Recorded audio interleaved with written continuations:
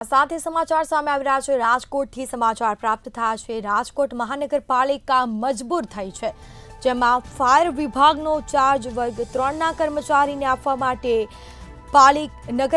મહાનગરપાલિકા મજબૂર થઈ। આ સાથે સ્ટેશન ઓફિસરને ફાયર ઓફિસરનો ચાર્જ સોંપવામાં આવ્યો છે।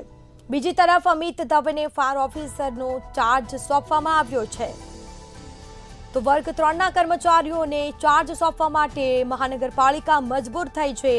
રાજકોટ મહાનગરપાલિકા મજબૂર થઈ, જેમાં ફાયર વિભાગનો ચાર્જ વર્ગ 3ના કર્મચારીને આપવામાં આવ્યો છે। આ સાથે સ્ટેશન ઓફિસરને ફાયર ઓફિસરનો ચાર્જ સોંપવામાં આવ્યો છે। તો રાજકોટ મનપા સ્ટેશન ઓફિસર અમિત દવેને ફાયર ઓફિસરનો ચાર્જ સોંપવામાં આવ્યો। તો વધુ વિગતો સાથે સંવાદદાતા ધ્રુવ કુંડેલ ફોન લાઈન પર જોડાઈ ગયા છે। જી, રાજકોટ મહાનગરપાલિકા વર્ગ 3ના કર્મચારીઓને ચાર્જ સોંપવા માટે મજબૂર થઈ છે, શું વિગતો?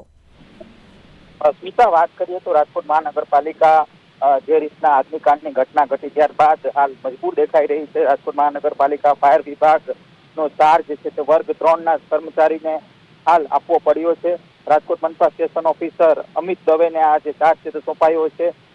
વાત કરીએ તો જે લાંચ કેસમાં મારુની એસીબી દ્વારા ધરપકડ કરવામાં આવી હતી અને ત્યારબાદ હાલ તેનો જે કેસ ચાલી રહ્યો છે ત્યારબાદ રાજકોટ મહાનગરપાલિકાનો જે ફાયર વિભાગ હતો તે નોંધારો પડ્યો હતો અને તેના જ કારણે વર્ગ 3ના જ કર્મચારીને આ જે ચાર્જ છે તે સોંપવો પડ્યો છે અને અમિત દવે અને હાલ અત્યારે ઇન્ચાર્જ ફાયર અધિકારી છે તરીકે તેમને ફરજ છે તે આપવામાં આવી છે।